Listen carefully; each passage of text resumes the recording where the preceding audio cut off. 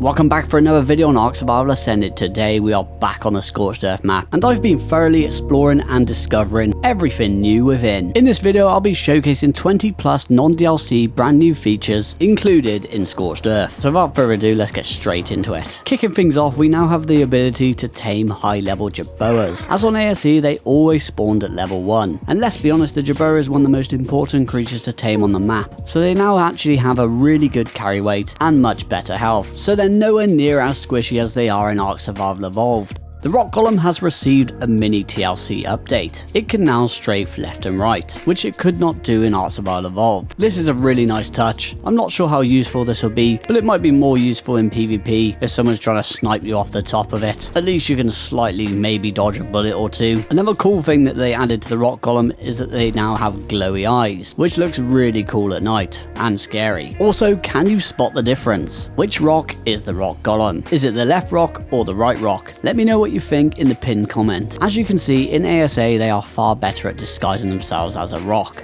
The Phoenix is a magnificent creature, but in ARK Survival Evolved it could not do one of the simplest of tasks, which is land. In ARK Ascended we finally have the ability to land our Phoenix, so no more of that hovering Phoenix flapping around all day in your base. The Morella Tops has also received its own TLC update, or shall I say the Morella Crops. It now has a water stat that can be leveled, but although you can level it past the base stat that is 750, and no matter how long it drinks water for, it will never refill water past 750. Even when force fed from a canteen in its inventory, it will just go back down to 750, which of course is what it is in Survival Evolved. So currently, leveling up all you want will still never get you past 750, so hopefully that's a bug, and I hope it gets fixed soon enough, because what's the point in leveling a water stat if you can't even use it? The main TLC the Morella Tops received is its ability to irrigate crops. Once you've placed down your crop plots, put some fertilizer in and your seeds, you're ready to irrigate. Access your Morella Tops radial menu and select the enable irrigation option. Your Morella Tops will then waddle on and irrigate any nearby crops that need water. Clever girl. And if you want to manually do this yourself, when riding your Morella Tops, it is done by pressing the crouch key.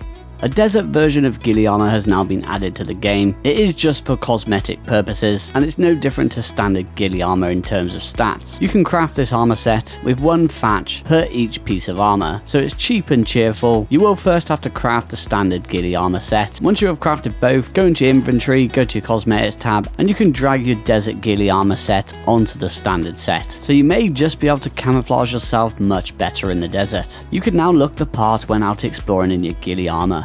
A powered power generator's health does not deteriorate over time anymore. This one kind of shocked me, and honestly I'm still questioning whether it's actually a thing, because it definitely is in single player and on my Narchado server. Ever since I discovered this, my love for Scorched Earth has been thriving, and I'm enjoying it a lot more. The health of a generator deteriorating over time is quite possibly the most annoying thing to deal with when playing Scorched Earth. It does really fill me with joy and comfort that I'm not going to walk into my base and find out that my generator has just gone poof into thin air. This change is amazing.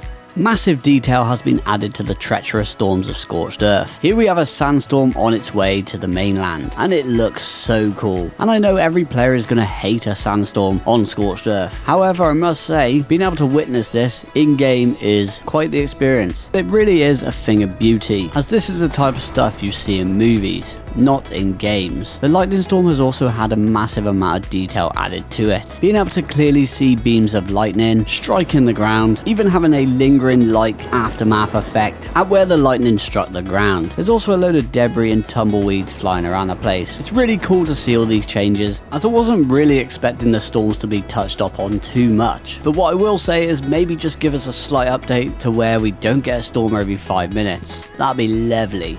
Maybe this is just a me problem, but I'm pretty certain the map temperature is 50 times hotter than the version from ARK Survival Evolved. I'm out here getting roasted alive 24/7, with temperatures rising above 70 degrees centigrade. As you can see, I had to reach 186 fortitude with primitive ghillie armor to overcome this temperature, which is ridiculous. I remember only leveling up fortitude to like 30 in ARK Survival Evolved, but you for sure have to go way higher than 30 in this game, or you just deal with dying all the time. So it definitely adds far more difficulty to the map.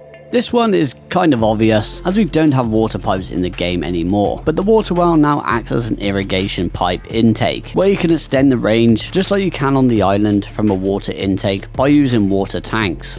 Electrical storms now seem to have no effect on electrical devices. For example, the power generator seems to never turn off, which is a little odd. I'm not sure if this is intentional, which would also mean that the wind turbine and wind mechanics would be obsolete. As what's the point focusing a build in a 100% wind location when your power generator is going to stay on all day every day? When in a storm, the exclusive fabricated weapons from Scorched Earth, like the chainsaw and the flamethrower, are affected, whereas the weapons from the base game, like the rocket launcher, fabricated sniper rifle, and C4 for example, still work perfectly fine, or at least from my experience anyway. I guess time will tell if this is intentional or not.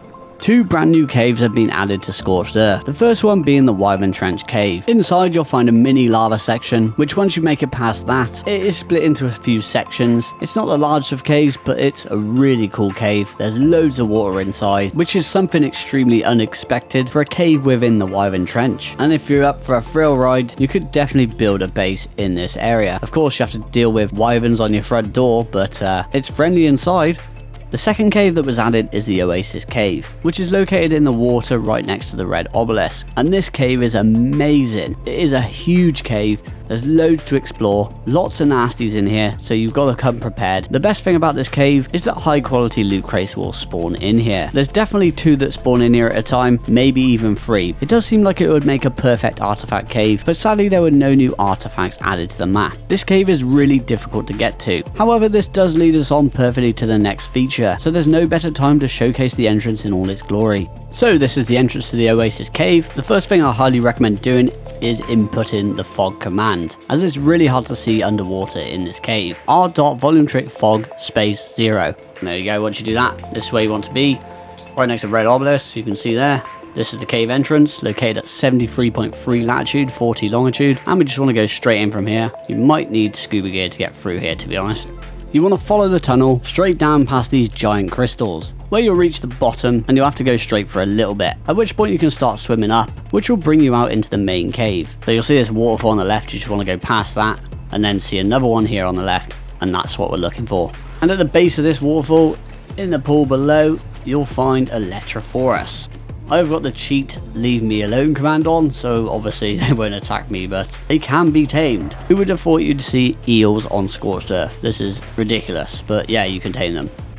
Another thing that has massively changed about Scorched Earth is the oasis in the desert. They have added ruins in pretty much every oasis. The water wells are still there, but they have removed the most important resource that I used to come here for, and that is silica pearls. Ruins are cool, but silica pearls are better. And while on the subject of ruins, here's a mini showcase of some of the awesome ruins that they did add to the game.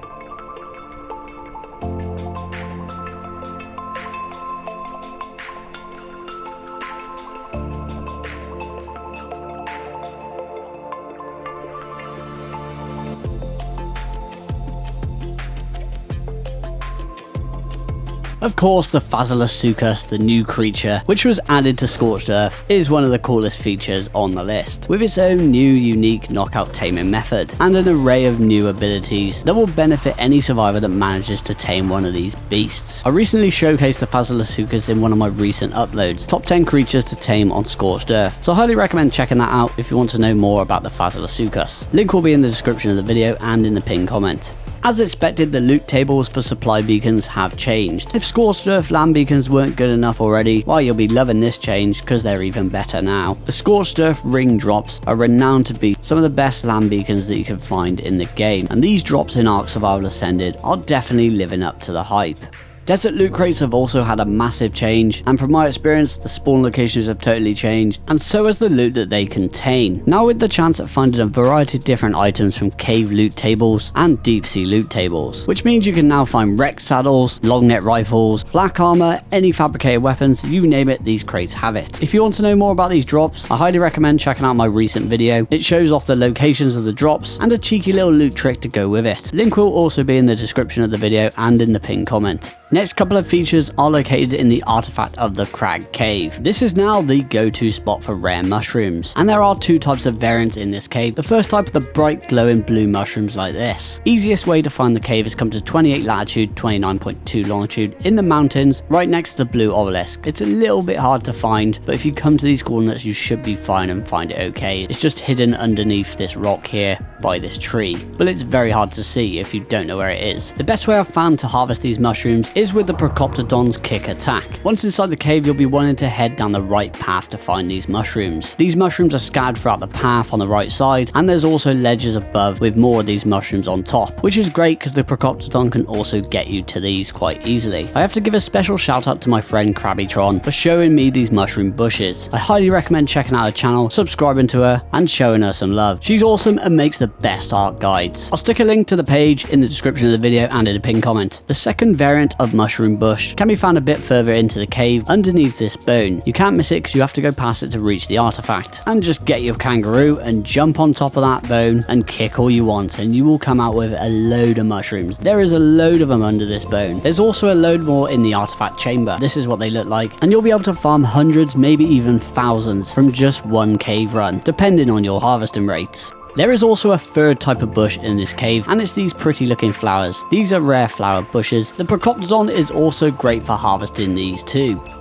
Another awesome feature that was added was new wild babies. You can now find yourself Morellatops babies, Megalosaurus babies, Euterranus babies, Phylocolio, Hyenodon, and my personal favourite, the Jerboa babies. Oh, look how cute they are. I just want to tame them all. And this is just a small selection of what were added. And that is also going to be the end of the video. I hope you all enjoyed it, and I hope it was helpful to you all. If it was enjoyable and was helpful to you, please do consider liking, commenting, sharing, and subscribing for more ARK content. There's plenty more, and there's plenty more to come. And I'll catch you all in the next one. Take care. Goodbye.